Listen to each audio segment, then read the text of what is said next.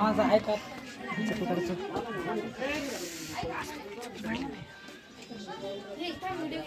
फ्लॅशला आम्ही कंटाळ दरवाजा उघडू दे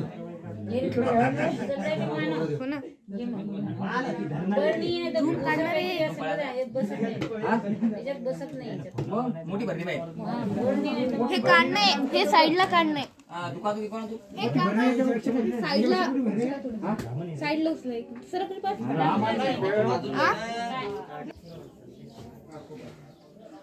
स्टिक द्या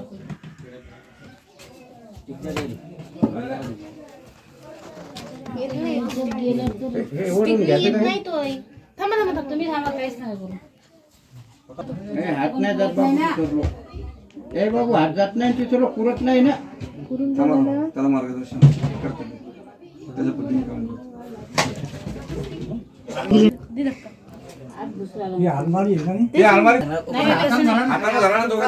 अरे आम्हाला भे वाटते त्याचा तुम्ही सामान काढा अलमारीत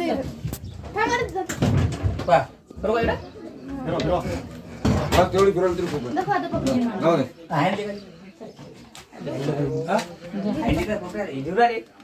नुसतं अलमारी हालून द्यायची आम्ही फक्त सांभाळामुळे त्याला हात लावत होतो अलमारी हलून थोडी करण्यात चालला हे काय आहे थांबा हो जागेवर काय ठीक आहे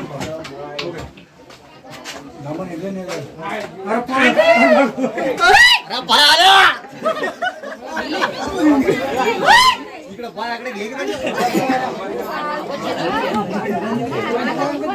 तिकडे घे ना तिकडे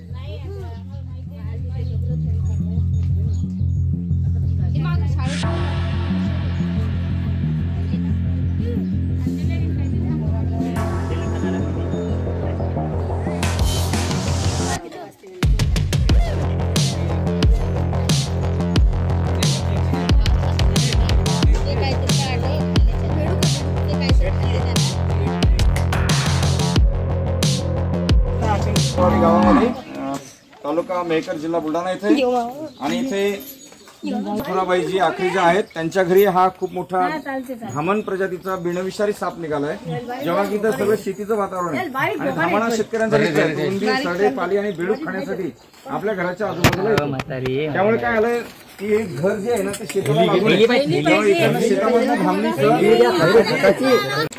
पहिल्या 4 पानांच्या मागे विषारी सापांची नावे 4 घोणस खुरसे नागमण्यार जे महाराष्ट्रातील एकूण 52 सापापैकी 12 साप विषारी आहेत आणि 4 साप बिनविषारी आहेत त्या प्रमुख 4 सापांचे फोटोग्राफ्स आणि त्यांची संपूर्ण माहिती मराठीमध्ये आपण या कॅलेंडरमध्ये छापलेली आहे।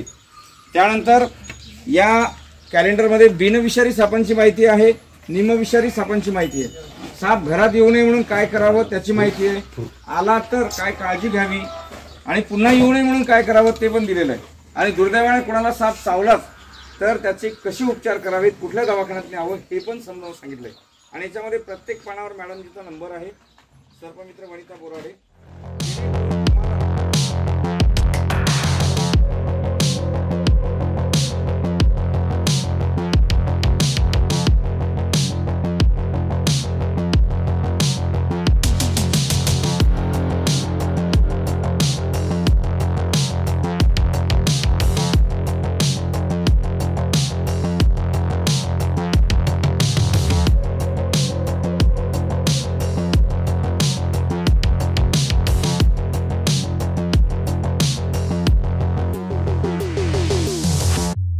सावध नाही काय काय करत कार्यक्रम होता. हा बरोबर आहे, सहकार विद्या मंदिर मध्ये ते मी पुढे म्हणणार, तुम्ही मागे म्हणायचं धामन साप बिनविषारी, धामन साप बिनविषारी, धामन साप बिनविषारी, धामन साप बिनविषारी, उंदीर घुशींचा नाश करी. उंदीर घुशींचा नाश करी. इकडच्यांचा आवाज नाही आला, तुम्ही थांबा, यांना म्हणू द्या, जोरात आवाज आला मागच्यांचा. धामन साप बिनविषारी, धामन साप बिनविषारी, उंदीर घुशींचा नाश करी. उंदीर घुशींचा नाश करी. जो सापाला स्पर्श करणार आहे त्याला आपण एक कॅलेंडर सप्रेम भेट देणार. हा याच्यामध्ये सगळी माहिती आहे, कोण्या महिलांना घ्यायचं मॅडमच्या हस्ते देणार आहे. हा हे काय मॅडम सोडू नको बेटा, नाही सगळ्यांना नाही, जो साप हाती धरून पाहिजे त्याला. तुमची भीती दूर करून घ्या. हा तेव्हा त्यांनी कॅलेंडर साठी धरलं.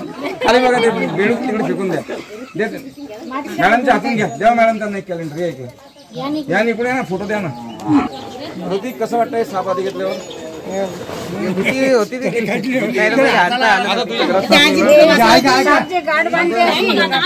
गाठीबद्दल लोकांचे खूप गैरसमज आहेत की हा गाई म्हशीचे असे पाय बांधतो आणि दूध पितो. हे पूर्णपणे खोटं आहे. एक कारण सापाला गाई म्हशीचा आजळाला पिता येत नाही. त्यामुळे ही गाठ बांधण्याची जी पद्धत आहे ही प्रत्येक सापाची आहे, कारण ते झाडावर राहतात. झाडावरून जर खाली उतरायचं असलं तर गाठ बांधतात आणि खाली उडी घेतात. त्यामुळं जे लोक म्हणतात ते सगळे गैरसमज आहेत की साप पाय बांधून दूध पितो किंवा धामण सापाचे बरेचसे असे गैरसमज आहेत. तोंडात शेपटी धरून रिंगण करून पळते ते पण खोटं आहे. ते पण खोटं आहे.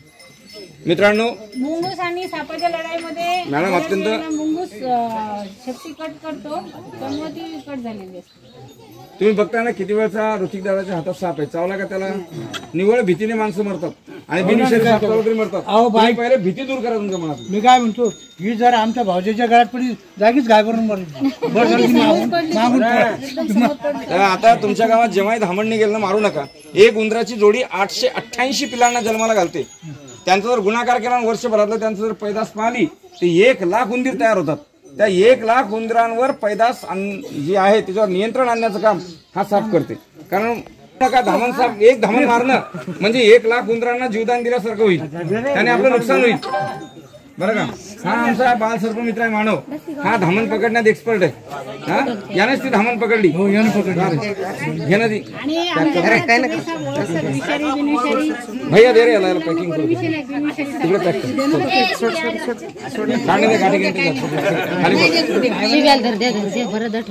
नाही रे. आणि हे बघा, आमचं व्हिडिओ बघून किंवा आमचं साप पकडलेलं बघून कोणी गावात साप पकडायचा नाही.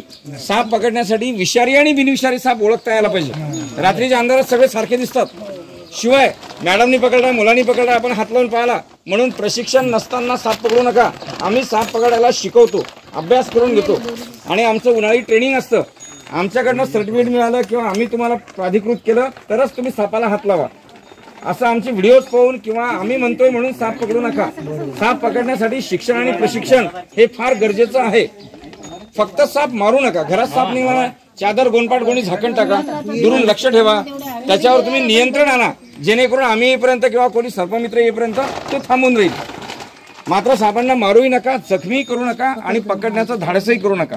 त्यासाठी तुमच्या गावात ऋत्विक सारखे दादा आहेत, हा ऋत्विक आहे, आणखी 2-4 मुलं आहेत. एखादं उन्हाळी शिबिर ठेवा, आम्ही मुलांना शिकून देतो, तुम्हाला मदत होईल. हा आमचा व्यवसाय नाहीये, हे आपण सेवाभावी काम करतो. आलं लक्षामध्ये? म्हणून तुम्ही कृपया शिकू शकता आमच्याकडनं. आणि कॅलेंडर ज्यांना मिळाले त्यांनी ते काळजीपूर्वक वाचा. या काथ्याने ते कसंच बांधलं जाणार नाही. सुतळी घ्या. साप पकडणे आणि पकडल्यानंतर पॅकिंग करणे हे जिकरीचं काम असतं.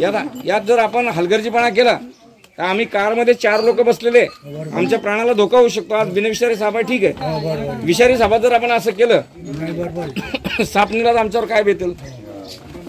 साप जडी बुटी जादू टोना मंत्रातंत्राने पकडल्या जात नसतो. सब छूट, सगळं खोटं आहे. घरी पण नव्हती मोठी. मानव आपली बरणी घे बेटा. खाली बघ, खाली